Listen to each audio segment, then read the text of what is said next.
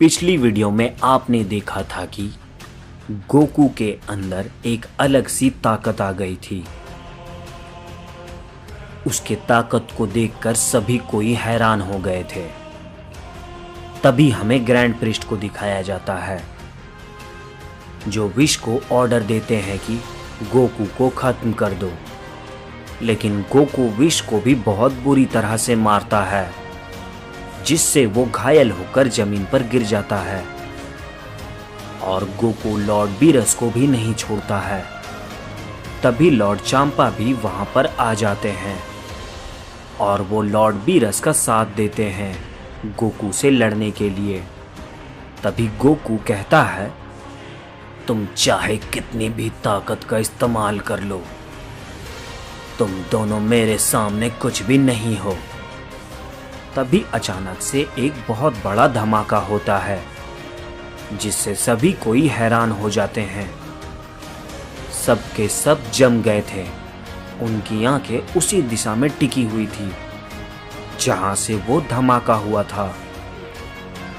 तभी सभी धूल धीरे धीरे हटने लगते हैं और जो मंजर सामने आया उसने सभी को अंदर तक हिलाकर रख दिया था, क्योंकि यूनिवर्स 7 के सुप्रीम काय जमीन पर पड़े हुए थे और वो पूरे बेजान तरीके से। ये देखकर पूरा एरेना एकदम साइलेंस में डूब गया था। लेकिन उससे भी ज्यादा हैरानी की बात यह थी कि सुप्रीम काय को मारने वाला और कोई नहीं, वेजिटा ही था। वेजिटा बिल्कुल सीधा खड़ा था, उसके आंखों में गुस्सा जल रही थी। तभी क्रिलिन कहता है, वेजिटा तुमने ये क्या कर दिया? तभी गोहान और पिक्कोलो भी अपना सर पकड़ लेते हैं और वो कहते हैं, वेजिटा तुमने ये क्या किया और तुमने ये क्यों किया? इवन गोकू भी शॉक में था। लेकिन तभी हम देखते हैं कि सबसे बड़ा असर बीरस पर हुआ था। उसका शरीर पूरा हिलने लगा था, एनर्जी क्रैक होने लगी थी। तभी ये देखकर विश समझ गया था, सुप्रीम काय का मौत का मतलब गॉड ऑफ डिस्ट्रक्शन का मौत। बीरस अपने घुटनों पर गिर गया था। वो पूरा हेल्पलेस महसूस करने लगा। उसने विश की तरफ देखा और बहुत धीमी आवाज से कहा, विश, मैंने कभी नहीं सोचा था कि मेरा अंजाम ऐसा होगा। अपना ख्याल रखना और जो पृथ्वी है उसकी रक्षा करना। फिर उसने चांपा की तरफ देखा और कहा, मैं तुमसे बिना ही लड़े जा रहा हूं। तभी चांपा कहता है, बेवकूफ, तुम मुझे अकेला छोड़कर कैसे जा सकते हो? तभी उसी पल बीरस का ऑरा एकदम खत्म हो जाता है और एक बहुत बड़ा धमाका होने के साथ बीरस द डिस्ट्रॉयर हवा में कहीं विलुप्त हो जाता है। सिर्फ एक ही आवाज गूंज रही थी। सब वेजिटा पर चिल्ला रहे थे, वेजिटा तुमने ये क्यों किया? लेकिन वेजिटा चुप था। उसने कुछ भी नहीं कहा। वो सिर्फ चुप था और खड़ा था, कुछ ऐसा जो उसके डर से भी बड़ा था। गोकू भी वेजिटा को देख रहा था, लेकिन वो उससे कुछ भी नहीं कह रहा था। गोकू सिर्फ अपने मन ही मन कहता है, वेजिटा तुमने ये धोखे से नहीं किया होगा। इसके पीछे जरूर कोई वजह होगी, कुछ ऐसा दर्द जिससे मैं भी समझ नहीं पा रहा हूं। तभी हम देखते हैं कि एक डिवाइन एनर्जी पूरे बैटलफील्ड में जगमगाने लगती है और उस एनर्जी से ग्रैंड प्रिस्ट सामने आते हैं। उनकी आंखें बिजली की तरह चमक रही थी और उनके सामने खड़ा हर जीव कांप उठा था। इवन बेडॉस भी अपना डर छुपाने की कोशिश की, लेकिन उसके चेहरे पर फ्रेजोन काम सब कुछ कह रहा था और ग्रैंड प्रीस्ट के आंखों में लिखा था सिर्फ एक चीज, अब ये बदला नहीं है, अब ये न्याय बन चुका है। तभी ग्रैंड प्रीस्ट धीरे धीरे विश की तरफ बढ़ते हैं। हर कदम पूरे बैटलफील्ड में गूंज रही थी। उनके चेहरे पर कोई भी इमोशन नहीं था, बस एक डिवाइन अथॉरिटी थी जो किसी भी गॉड्स के लिए बहुत भयानक लग रहा था। तभी ग्रैंड प्रीस्ट कहते हैं, आज न्याय होगा। जिस किसी ने भी सीमा तोड़ी है उन्हें अपने कर्मों का फल चुकाना पड़ेगा, बिना किसी दया, बिना किसी शर्त के। और तुम विश, तुम मेरे अपने बच्चे होने के साथ साथ तुमने भी सीमा पार की है, जो किसी भी एंजल के लिए तोड़ना मना था। तुमने अपने फर्ज के पार जाकर तुमने डिवाइन बैलेंस में दखलंदाजी की है। तुम्हारे कर्मों को माफ नहीं किया जा सकता है और इसी पल मैं तुमसे एंजल होने का अधिकार छीन लेता हूं। तुम अपनी पहचान, तुम अपना पद, सब कुछ खो चुके हो। तुम नर्क में रहोगे, ना तो स्वर्ग में। बस एक भटकते बीइंग जिसका कोई ना तो अस्तित्व होगा, ना ही मकसद। ये सुनकर वेडॉस रोने लगती है। उसका शरीर पूरा कांपने लगता है। उसने कभी नहीं सोचा था कि ग्रैंड प्रीस्ट अपने ही बेटे को इतनी बड़ी सजा सुनाएंगे। उसके लिए विश सिर्फ एक भाई नहीं था, वो एक सहारा था। पूरा एरेना चुप था, सबकी नज़र विश पर टिकी थी, लेकिन विश बिल्कुल शांत था। वो धीरे धीरे आगे बढ़ता है, ना कोई बहस, ना कोई शब्द, ना ही कोई बात किए बिना उसने अपनी डिवाइन रोग उतार दी, जैसे अपनी इज्जत और अपनी पहचान। फिर उसने अपना सर झुकाया और ग्रैंड प्रीस्ट के तरफ देखते हुए कहा, पिताजी, मैं जानता हूं मैंने नियम को तोड़ा है, लेकिन मैंने ये क्यों किया? मैं ये नहीं दे सकता था कि एक और यूनिवर्स तबाह हो। अगर मेरी सजा यही है तो मैं इसे स्वीकारने के लिए तैयार हूँ। मैं एक एंजल नहीं रहा, मैं अपने इंसानियत का फर्ज निभाकर जा रहा हूँ। तभी हम देखते हैं कि गोकू अपनी आंखें को बंद करके रखा था। ना कोई रिएक्शन, ना कोई एक्सप्रेशन, और पूरा यूनिवर्स सिर्फ विश को ही देख रहा था कि कैसे एक एंजल अपने विंग्स को तोड़कर घुटने पर गिरा हुआ है और एक मोर्टल खड़ा था जो गॉड्स के भी आगे निकल चुका था।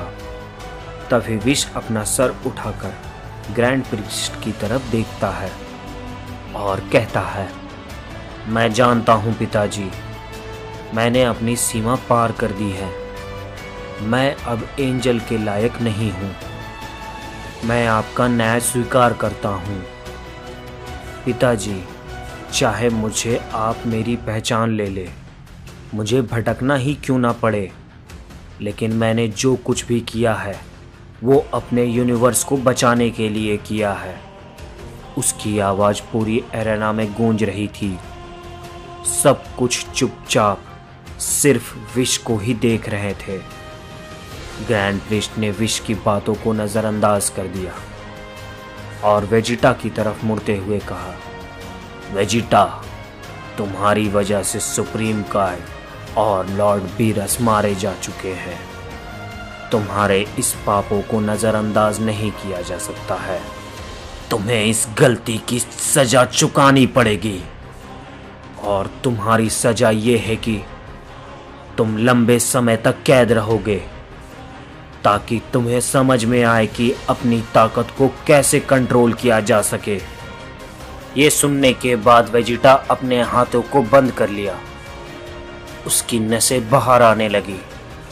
उसकी आंखों में सिर्फ गुस्सा था। ऐसा लग रहा था कि वो कुछ कहना चाहता हो, लेकिन उसने अपने आप को रोक के रखा था। तभी हमें अर्थ की तरफ दिखाया जाता है। ट्रंक्स चिल्ला उठा और कहता है, पिताजी नहीं। उसके चेहरे पर आंसू भरी पड़ी थी। वो अपने पिताजी के पास पहुंचना चाहता था, लेकिन वो कुछ भी नहीं कर सकता था। सब जानते थे ये तो अभी शुरुआत है। सबसे कठोर और भयानक जजमेंट तो अभी आना बाकी था।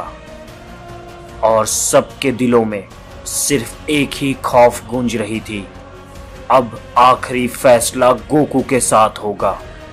और अब बाकी गोकू की थी। गोकू ने केओस को जगाया और सभी बैलेंस को तोड़ दिया और पूरे एग्जिस्टेंस को बिगाड़ दिया।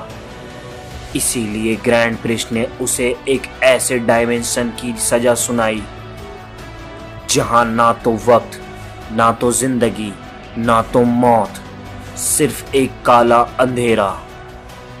वो वहीं पर हमेशा के लिए कैद रहेगा। ऐसे इंसान के लिए माफी नहीं होती है जिसने पवित्र नियम को तोड़ा हो। ये सुनकर सभी कोई शॉक हो गए।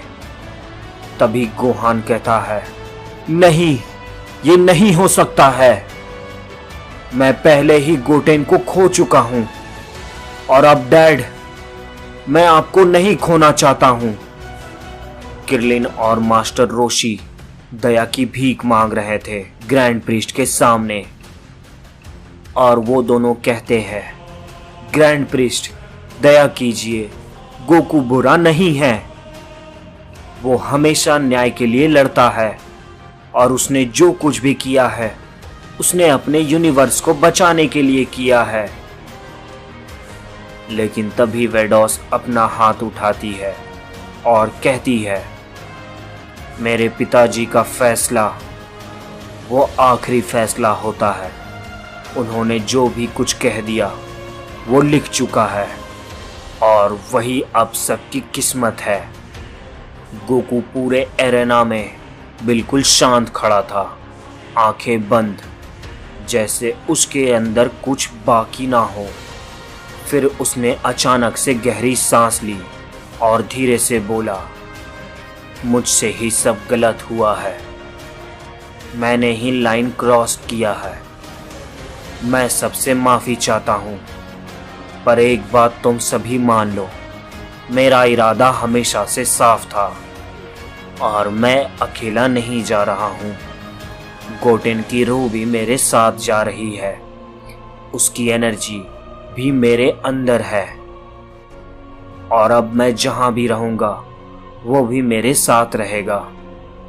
गोहान का ये देखकर दिल टूट गया। उसकी आवाज बहुत दर्द भरी थी। डैड, आप मत जाओ, मैं आपको नहीं खो सकता हूं। गोकू गोहान के पास आता है और एक हल्की सी स्माइल के साथ कहता है, गोहान ध्यान से सुनो। गोटेन हमेशा अल्ट्रा इंस्टिंक्ट को मास्टर करना चाहता था। मैंने जो कुछ किया है उसके लिए किया है, चाहे अंजाम कैसा भी हो। और अब तुम्हारी बारी है, उसके लेगेसी को आगे बढ़ाओ। जहां गोटेन पहुंचा था तुम उससे आगे बढ़ो, अर्थ को बचाने वाली शील्ड बनाओ। उसके शब्द गोहान के अंदर उतर गई। काउंटडाउन शुरू हुआ। गोकू ने दोबारा अपनी आंखें बंद कर ली और एक हल्की सी फुसफुसाहट से बोला, जैसे गोटेन से अंदर वो बात कर रहा हो, मैं ठीक हूं, शांत हूं। हम फिर मिलेंगे कभी ना कभी, कहीं ना कहीं। तभी हम देखते हैं कि एरेना में एक बहुत बड़ी रोशनी चमकती है और गोकू और वेजिटा उस रोशनी में गायब हो जाते हैं। तभी हमें उस डायमेंशन को दिखाया जाता है जहां पर गोकू कैद था। वहां पर ना तो कोई आवाज थी, ना तो कोई रोशनी और ना ही कोई एहसास। गोकू वहां पर एक मूर्ति की तरह बैठा था, बिल्कुल सीधा, बिल्कुल शांत। ना शकल पर कोई भाव, ना आंखों में कोई जिंदगी की चाहत, बस अनंत खामोशी। वो सोचने की कोशिश कर रहा था, समझने की कि क्या हुआ है, पर धीरे धीरे उसके ख्याल भी मिट जाते रहे थे, जैसे उनका कोई वजूद ही ना हो। तभी हम देखते हैं कि उसी अंधेरे में एक दूर कहीं सी शकल उभरने लगी। उसका चेहरा बिल्कुल धुंधला था, बस उसकी 2 आंखें चकमका रही थी। तभी वो धीरे से कहती है, एक नई रूह यहाँ पर गिर गई है। काफी ज़मानों से ऐसा नहीं हुआ था। मैं तो इसी दिन का बहुत दिनों से इंतजार कर रही थी। शायद अब मेरा वक्त आ चुका है। इसके बाद हमें अर्थ की तरफ दिखाया जाता है, जहां पर 1 हफ्ता पूरा बीत चुका होता है। गोकू के जाने और गोटेन की मौत ने सबको अंदर तक तोड़ दिया था, लेकिन सबसे भारी दर्द चीची के दिल में था। उसने अपनी पूरी फैमिली खो दी थी। गोहान भी कहीं गायब हो चुका था, जैसे कोई निशान ही ना हो, कोई क्लू भी नहीं उसने छोड़ा था। जैसे वो चुपचाप गोकू की बात मानने के लिए और उसका मकसद पूरा करने के लिए सब कुछ त्याग कर चुका हो। वो सिर्फ एक ही चीज चाहता है, अर्थ को प्रोटेक्ट करना। जिंदगी आगे बढ़ती गई, समय बीतता गया। गोकू उसी डायमेंशन पर अपने क्रॉस लेग करके बैठा हुआ था, आंखें बंद, चेहरा बिल्कुल शांत। उस अनंत शून्य में भी एक गड़बड़ाहट भी नहीं थी। ग्रैंड प्रीस्ट के अल्फाज अभी भी उसके दिमाग में घूम रहे थे। तुम हमेशा के लिए यहीं रहोगे। तुम्हारी जिंदगी खत्म हो चुकी है और तुम कभी वापस नहीं जा सकते हो। तभी गोकू ने हल्की सी मुस्कान के साथ कहा, हमेशा? शायद, पर इसका मतलब ये भी हुआ कि मेरे पास अनलिमिटेड टाइम है सोचने का, ट्रेन करने का और शायद एक रास्ता ढूंढने का भी। जब तक गोटेन की पावर का एक हिस्सा मेरे अंदर जिंदा है, तब तक मैं कभी हार नहीं मान सकता हूँ। वो इस ख्यालों में डूबता चला गया।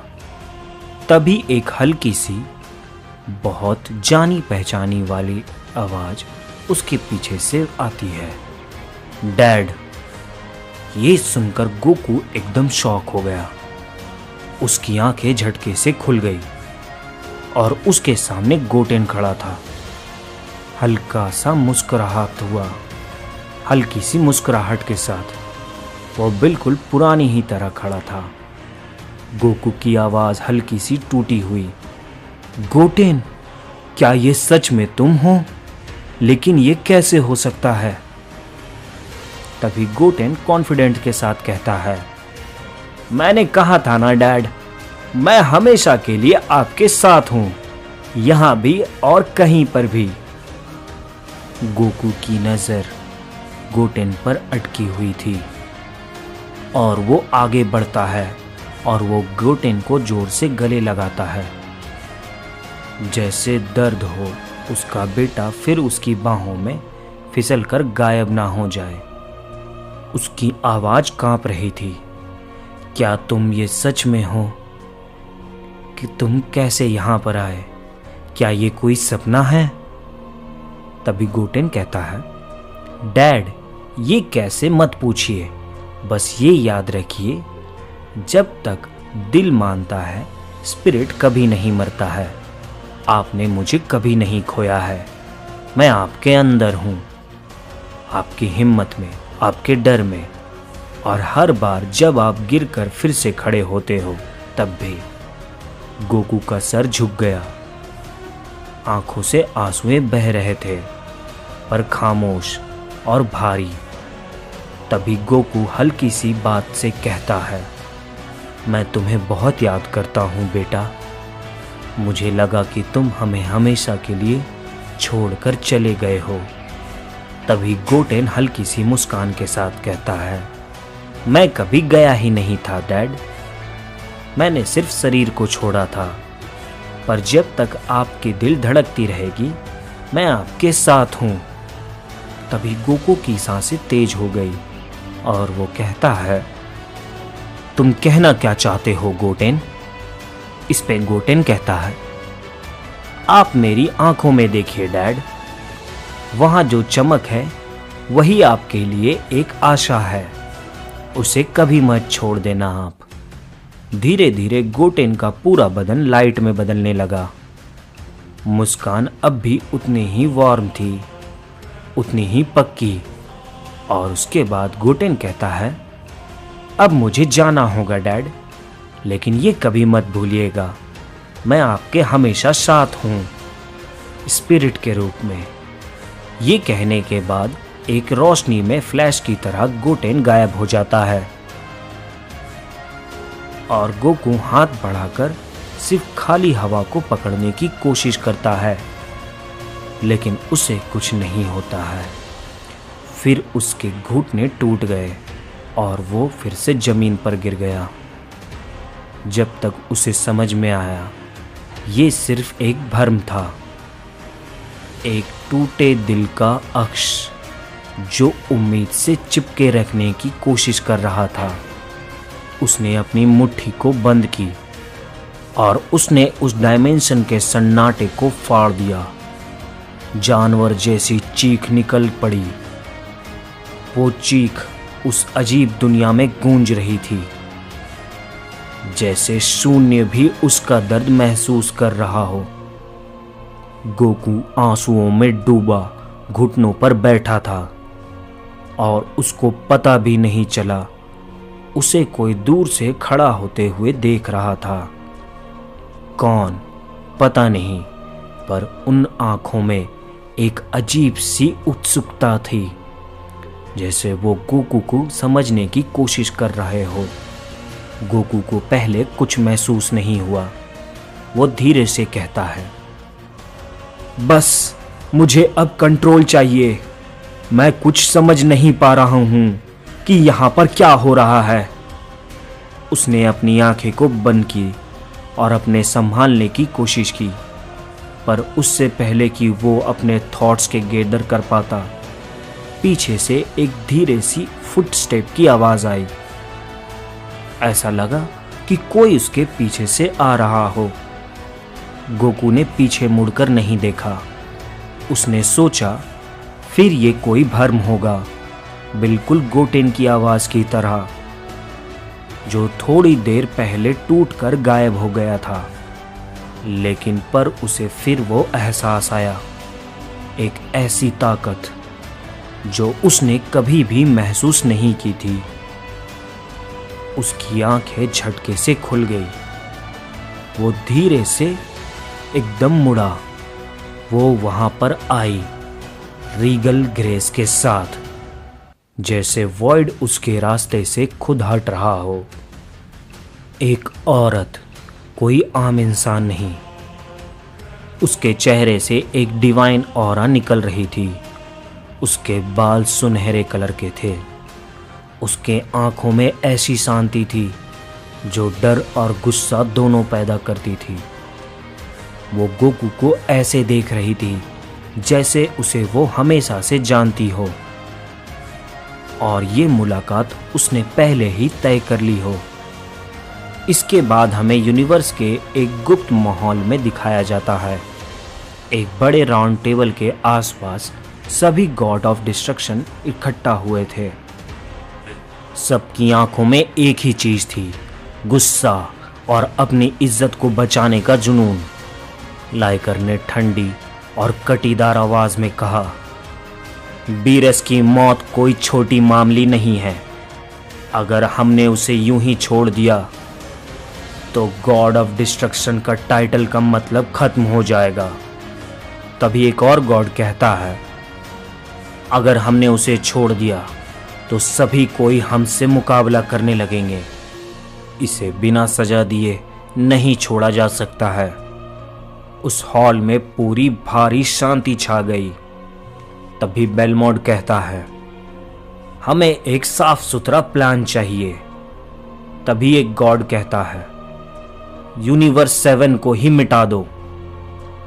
सबसे पहले शुरुआत हम अर्थ से करते हैं।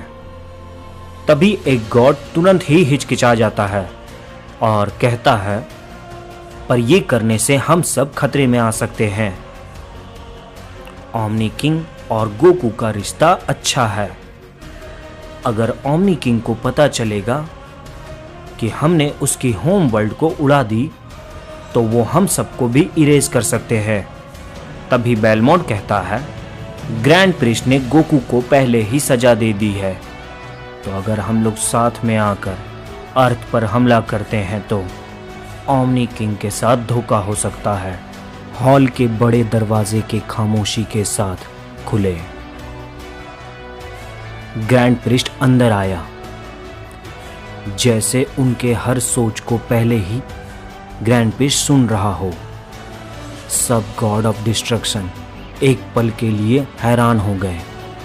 वो बदला की प्लानिंग कर रहे थे और उसकी एक ही एंट्री ने उन्हें जाल में फंसा दिया। ग्रैंड प्रिस्ट ने हल्की सी मुस्कान के साथ कहा, मैं सब कुछ सुन चुका हूं। तुम्हारी मैनेज देखी जाएगी, पर अभी नहीं। अर्थ तुम्हारे हाथ में है। जो करना चाहते हो कर सकते हो। ज़ेनो, उसे मैं संभाल लूंगा। जैसे ही ग्रैंड प्रिस्ट ने ये सारी बात कही, पूरा हॉल हैरान हो गया। दूसरे साल इतने वक्त में ड्रैगन बॉल्स फिर से एक्टिव हो जाएंगे। उनका आखिरी इस्तेमाल टूर्नामेंट ऑफ पावर के दौरान हुआ था। वो आगे झुका, उसकी आंखों में एक डरावनी शांति थी। तब तक ज़ेनो मेरे प्रभाव में आ चुका होगा और तब तुम अपना कदम उठा सकते हो। फिर उसकी आवाज़ एक ठंडी और जहर भरी हो गई। लेकिन अगर तुम उस वक्त से पहले एक्ट किया तो तुम खुद ही किस्मत से आगे भागकर एक ऐसी सज़ा में घुस जाओगे जो तुम समझ भी नहीं पाओगे। हॉल में एक लंबे पल के लिए मौत सी खामोशी छा गई। सब समझ गए थे, अब ये एक सिंपल रिवेंज नहीं था, ये एक समय से बड़ी साजिश थी। एक कॉन्स्पिरेसी जो पूरे मल्टीवर्स का कर्स बदल सकती थी। इसके बाद हमें डायमेंशन में दिखाया जाता है, जहां गोकू उस अनजान औरत के सामने खड़ा था। गोकू की हार्ट बीट बिल्कुल तेज हो गई थी। तभी गोकू कहता है, ये ताकत, ये प्रेजेंस, ये क्या है? वो औरत एकदम अजीब ऑरा से भरी हुई थी। रॉयल, एंशिएंट और इतना इंसेंट कि हवा तक भारी लगने लगी। उसकी नज़र बिल्कुल शांत थी, जैसे वो गोकू के दिमाग के अंदर देख रही थी। वो धीरे धीरे गोकू की तरफ बढ़ने लगती है। गोकू कुछ कहना चाहता था, पर उसका गला बिल्कुल बंद हो गया था। तभी अचानक उसने बहुत बड़ी एक एनर्जी छोड़ दी, ऐसी ब्लास्ट जिससे बीरस अगर रहता तो वहीं पर खत्म हो जाता। लेकिन वो औरत ना हिली, ना झुकी, ना अपनी पलकें झपकाई। वो बस आगे चलती रही। गोकू और भी ज्यादा परेशान उठा।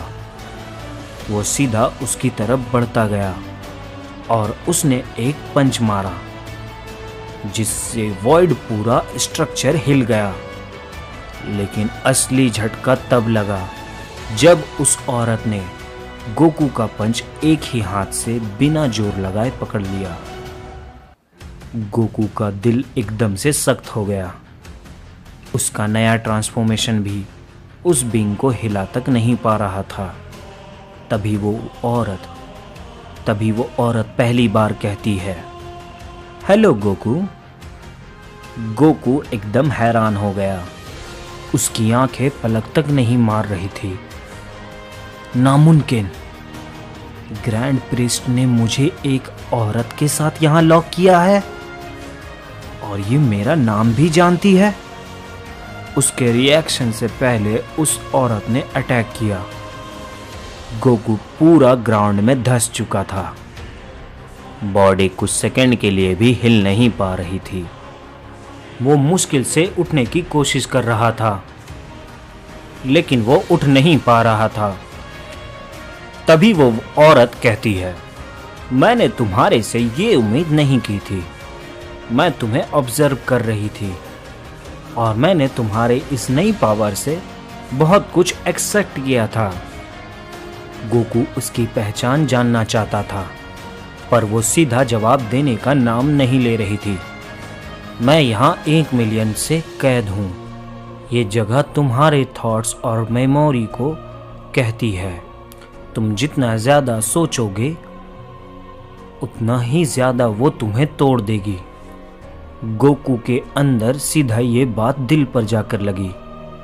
उसने तुरंत गोटेन का इल्यूजन याद किया और वो समझ गया ये कोई डायमेंशन का ट्रैप था।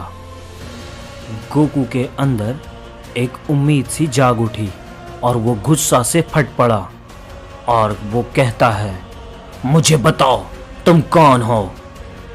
इस पे वो औरत कहती है, तुम यहाँ से निकलना चाहते हो गोकू? तुम्हारे पास इसका रास्ता है? वो कुछ भी ना बोले अपना हाथ उठाया। कोलोसल एनर्जी की चेन हवा के बीच से निकली। गोकू के दोनों हाथ, दोनों पैर के अराउंड पूरी तरह का से गोकू को बंध गए, जैसे बिलियन ऑफ टन्स उसके ऊपर रख दिए गए हो। गोकू के ट्रांसफॉर्मेशन होने के बाद भी वो हिल नहीं पा रहा था। तभी वो औरत कहती है, जब तुम इन जंजीरों से आज़ाद हो जाओगे तब तुम्हें अपना जवाब खुद ही मिल जाएगा। तुम जितना ज़्यादा सोचोगे ये चेन उतनी भारी होती जाएगी। तुम अपना दिमाग खाली करो, हर थॉट्स को छोड़ दो, तभी ये हल्का होगा। गोकू जमीन पर धड़ से गिर गया। सांसें गोकू की फूल रही थी, लेकिन धीरे धीरे उसे उसकी बात समझ में आने लगी। ये औरत उसे तोड़ नहीं रही थी, वो उसको डायरेक्शन दे रही थी, एक ऐसे रास्ते पर जहां गोकू कभी खुद नहीं जा सकता था। टाइम बीतता गया, साल, पल, सेंचुरीज। गोकू को कुछ भी नहीं समझ में आ रहा था, क्योंकि उस डायमेंशन में वक्त का पता नहीं चलता था। बस एक चीज रह गई थी, वो जंजीरें।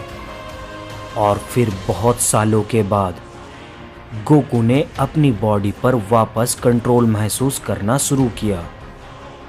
वो उस भारी वेट के अगेंस्ट पुश कर रहा था।